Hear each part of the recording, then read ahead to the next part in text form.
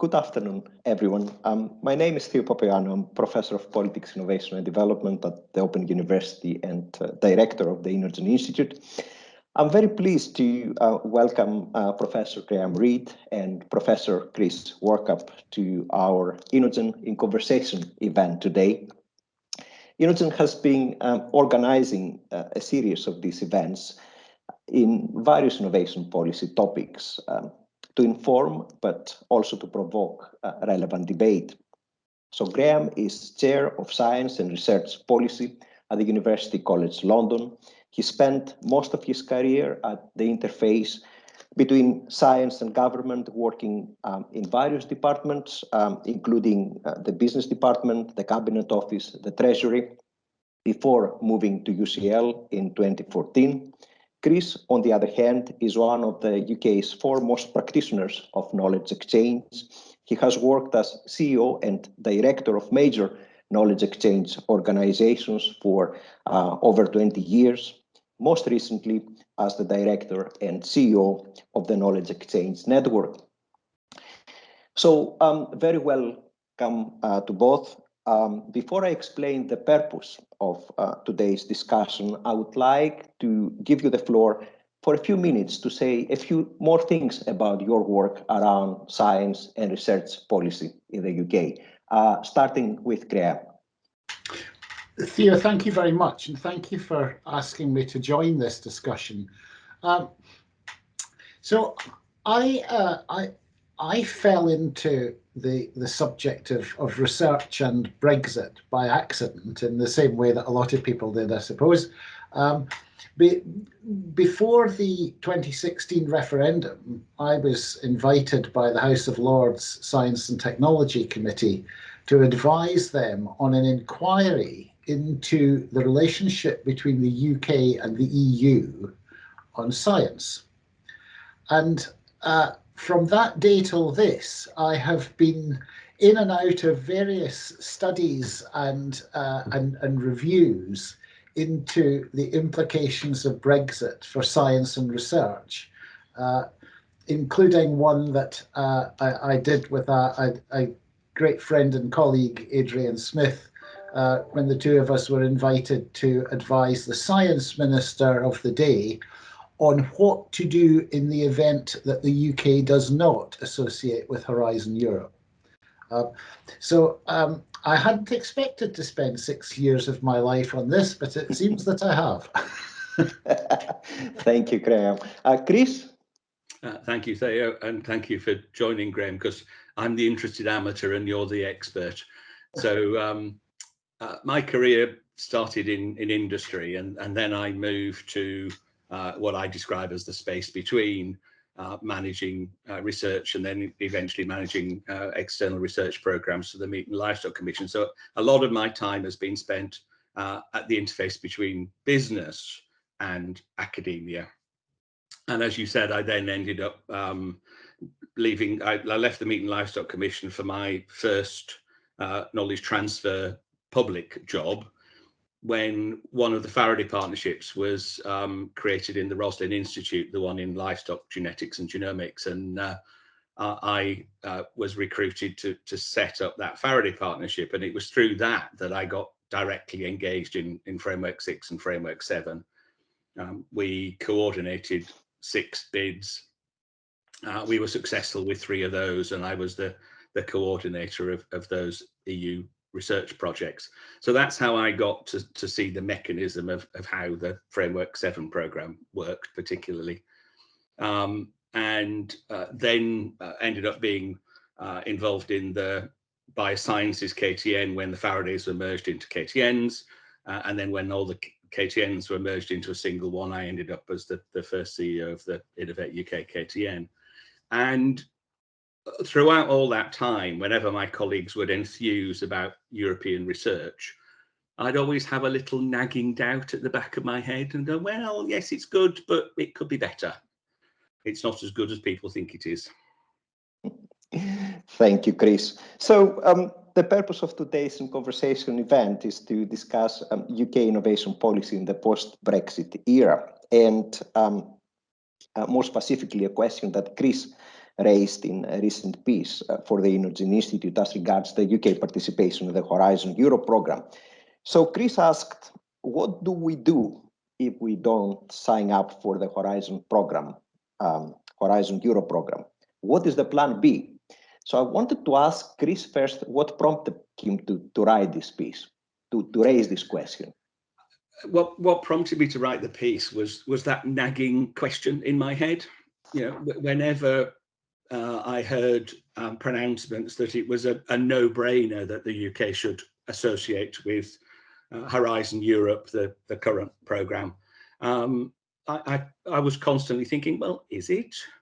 And that, to put in simplest terms, my nagging doubt was, there's no doubt that the UK university base is terribly successful in bidding for funds in European programmes. I think at the expense, to some extent, of UK businesses. So my key question is, where is the value captured? Not just where does the money go? Right.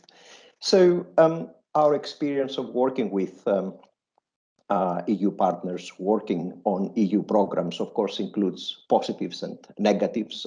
On the one hand, excellent collaborations, network building, but on the other hand, perhaps massive bureaucracy, sometimes waste of resources. So the question I've got for Graeme is this: why academics and businesses would still want to participate in EU programs? Is it because of the money? Is it because of the networks? Is it because of the attraction of talent to the UK through scholarships, through research fellowships? Or is it the possibility of translating scientific research findings into innovative products and processes? Well, Theo, I think there's a couple of different answers to different elements of your question. As I understand it, while the academic community has been universally and consistently enthusiastic about EU programmes, there's been rather less enthusiasm from the business community. Businesses large and small don't have the levels of participation that you find in the academic community. So I would separate out the response to these things, really draw quite a sharp distinction. I think the EU programmes have been popular partly because they've provided money, and the UK made a profit out of participating in Horizon Europe historically. That profit is no longer available under the arrangements that are currently being debated. Horizon provided a platform on which it was relatively easy to form collaborations across nearly 30 countries within the European Union. You did not need to start from scratch every time. There were a couple of EU programmes that stood out as really distinctive high performers. The European Research Council programmes had, to my mind, a really rather elegant design, at least on the surface. And European structural funds, the ERDF and ESIF programmes, provided money for regional economic development that had a distinctive characteristic that to this day has not been matched in the UK. Some of the other Horizon programmes had a bit more of a mixed press, essentially for the reasons that Chris described. Bureaucracy, somewhat artificial sounding constraints placed on the nature of consortia and so on.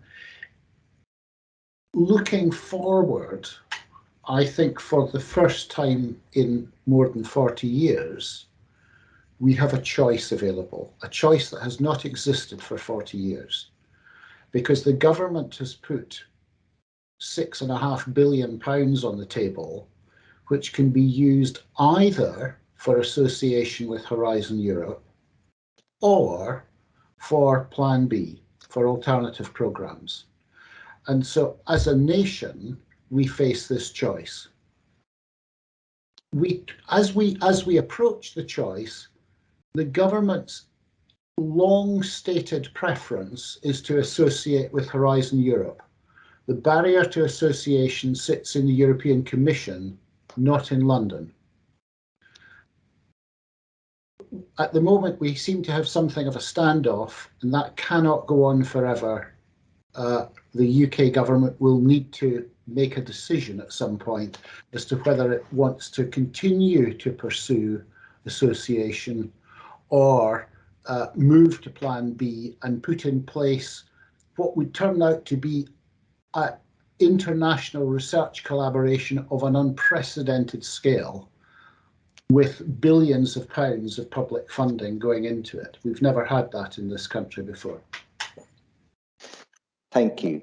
So, I mean, obviously science was very significant dimension of the UK membership of the EU, because since the early 80s, as you have said, we have secured billions of pounds of funding, and almost half of it came from the Horizon Europe. But as you also said, I mean, Chris has identified a very serious problem. He said in his piece that when the largest academic partner is a UK university, then most likely that the largest industrial partner would be from another member state. So no large industrial partner of the UK, and this has implications for the value captured by the UK industrial partners. So is it true then that we tended to contribute more commercially exploited knowledge and IP from our academic base to non-UK businesses? Chris, what do you think? I think we don't have enough evidence. In terms of cash to businesses through Framework 7 and Horizon 2020, in Horizon 2020, we were something like 6th in the ranking of member states. We were 2nd overall for the research base. If you, there's an oddity in the system. If you look at just universities, the UK outperforms the rest of Europe by miles, but that's largely because of the structure of research in different member states. So, for example, in Germany and France, and to some extent in Spain and Italy, there's a much greater emphasis on institutional research. You know, the national research entities, my brain's gone, I've forgotten the name of the German one, but CNRS and the structures in France, the Fraunhofers in Germany. If you bundle all of the research providers together, then we come 2nd after Germany. Yes. So I think there is just to finish the story. There is an argument, of course, and I used to get this from my colleagues, that UK businesses do quite well because they are partners in consortia led elsewhere. So, for example, they might voluntarily partner with a German Fraunhofer-led bid because that might be seen as a bit nearer market than a UK university-led bid. So with a placement student into Innogen, we just looked at that recently and said, well, let's use a very crude proxy for benefit. Let's say that an industrial partner benefits from the entire consortium and its total budget, not just the cash it itself gets. How do we do when you look at it that way? Well, we come 6th in terms of total consortium value and 8th in terms of average consortium value. So I don't think there's an argument that our businesses make up for their lack of participation with UK universities by their participation with researchers elsewhere. I think that's a very interesting analysis by Chris. I'd like to add just one extra dimension to this, if I may. One of the distinctive features of the UK research base is that we have such a high proportion of our business investment in R&D comes from companies that are headquartered overseas. More than half of the business investment in R&D in this country comes from companies headquartered outside the UK. So working out the value capture can be quite complicated because we have such a vibrant global community of businesses choosing to do R&D in the UK. Now, that pattern is very largely concentrated around large multinational corporations rather than smaller firms. So in smaller firms, the value capture equation may be easier to write. But in larger corporations, they are, as far as we can tell, large corporations are attracted to the UK because of the strength of our academic research. And they then go on to invest very sizable amounts of R&D dollars in the UK, all of which goes straight onto the bottom line of GDP. Thank you. So here we have an opportunity, as you mentioned before. We have about £6.9 billion investment. And the question is that if we move away from the EU Horizon program, definitely we cannot replicate that program here in the UK. This is something impossible. But how do we use this investment then to build an innovation nation or to strengthen our innovation system? How do we do it? So, Theo, first of all, I agree that we can't replicate Horizon Europe. I would suggest we would never want to. Horizon Europe, by its very nature, is a compromise between 27, 28 countries, while a UK programme could be optimised around the interests of the UK. So there's no reason to suppose that it would be a replica of Horizon. The other observation I'd offer is that if you look at the statistics for international collaboration academically, or look at the statistics for foreign direct investment from businesses, you find that despite the billions that have been invested in EU collaboration, that neither on academic collaboration nor on foreign direct investment are those billions evident in the global pattern. The US is by far our largest international collaborator and by far our largest source of foreign direct investment in R&D, without the benefit of a Horizon type deal. So it begs the question, what could happen if we invested billions of pounds that were in global collaborations that were optimised around UK interests? Now, maybe the answer is it wouldn't work. It would just be money down the drain because the best way to do collaboration is to let the market work. We don't know. So we are on the brink of quite a large experiment, actually. I don't think it can be anything else because we have no historic data on global collaboration supported by that level of public spending. That's absolutely true. I mean, I ask this question because in your advice on future frameworks for international collaboration or research with Sir Adrian Smith, you advised against disruption of existing research and innovation activities, and these activities have been very much collaborative. That's why I ask this question, whether this experiment would actually disrupt what has been happening so far here in the UK, with implications for our research and, of course, value for industrial partners in these projects. And so far, I'm sorry for dominating this, Chris, but I'll shut up in just a moment. So far, at least, the government's approach has not disrupted in any way the domestic agenda. So in the Chancellor of the Exchequer's spending review last autumn, he set aside over £6 billion that could be used for association with Horizon or for alternative international programs. But that money was all separated from a rising budget for UKRI. So there is no sign. There's no sign so far that the government intends to mess up domestic programs in order to support a Horizon alternative. That's true, I think.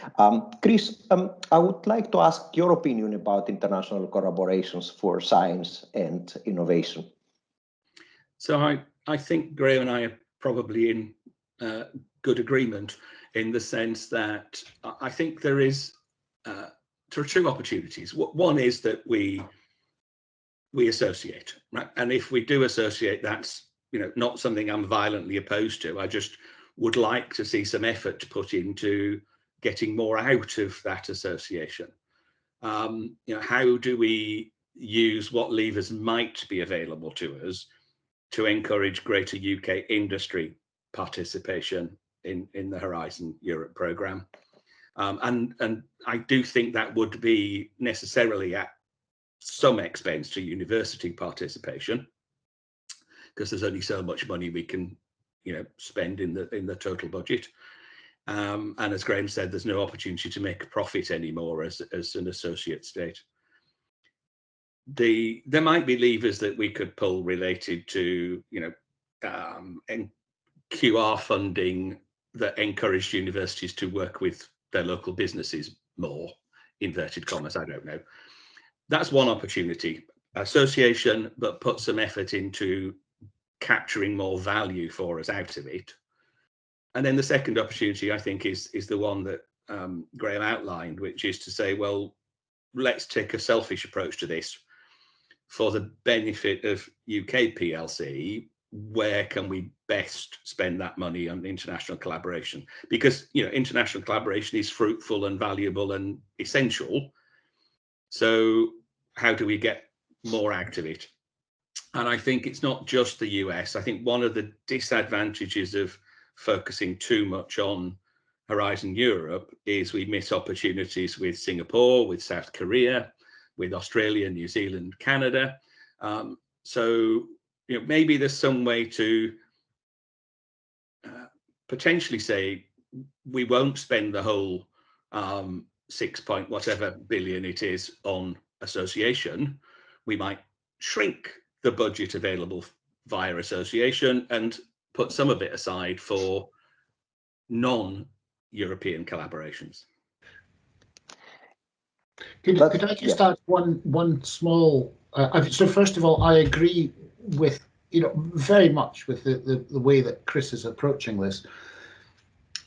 I would like to draw a distinction between European collaboration that is mediated by the EU and European collaboration that takes place bilaterally or multilaterally within the EU. If we go down this UK optimised route, it emphatically does not mean turning away from Europe. It may well mean a different set of priorities that focus on the research-intensive nations of Europe and on specific opportunities in other parts of Europe. So I cannot imagine a world in which we would stop collaborating with fabulous scientists in Germany, France, the Netherlands, Italy, and so, I mean, I could just keep on going because it's almost every country of the EU that we would be talking about, but it may have a different balance to a collaboration that's mediated by the European Commission. No, I agree with that. Yes, I think that's a very important point. But when it comes to industrial partners, can we ensure that industrial partners can capture value through non-EU collaborations? Can we ensure that the same is not going to happen, what Chris described in his piece is not going to happen through international collaborations? Well, I think there are ways you might do that. I'm not saying that this is the only way you might do that, but for example, Innovate UK has run programs in the past where it was a requirement in the consortium that a UK end customer was a member of the consortium. So that doesn't mean necessarily, to Graeme's point earlier, it doesn't necessarily mean UK owned, just UK present end customer. It doesn't really matter where they're owned. It's where they're adding value, where they're paying corporation tax perhaps, but certainly where they're employing people and making things or selling services. Which brings me back to, Graeme and I might have a slightly different view of the overseas research investment. I worry about the overseas research investment, which is a lab attached to a university owned by, say, a South Korean technology company that has 50 or 100 researchers in it, and that's viewed as a success. If that company has no other economic presence in the UK apart from selling goods to us, I think it's just a leech. It's there to build a relationship with that academic entity, to suck ideas and IP and add the value somewhere else. So the fact that they might be employing 50 or 150 high value researchers on a university campus, I don't necessarily see as a success. It depends what other value they're adding in the UK.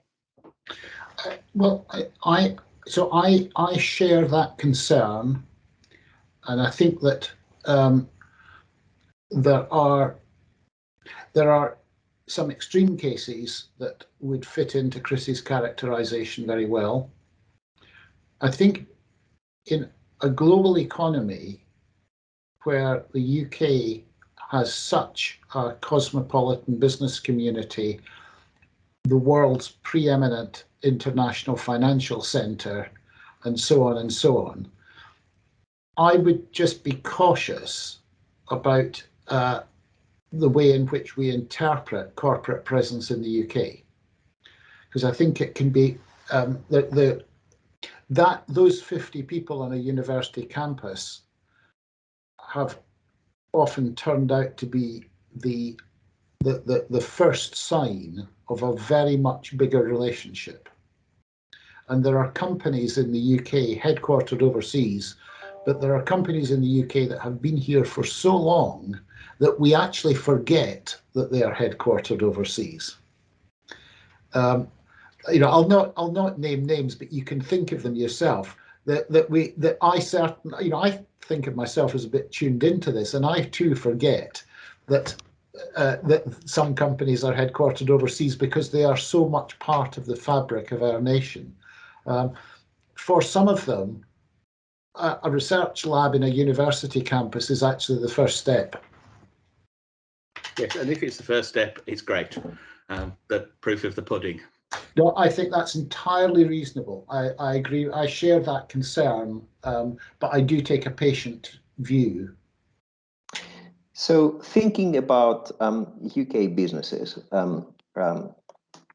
businesses which are located here in the UK, I mean, obviously some of them are large, some others are small, but not all of them can participate unless there is some support. I would like to ask you the policy question. What kind of government support our large and small businesses need in order to enable them to participate in this kind of collaborations?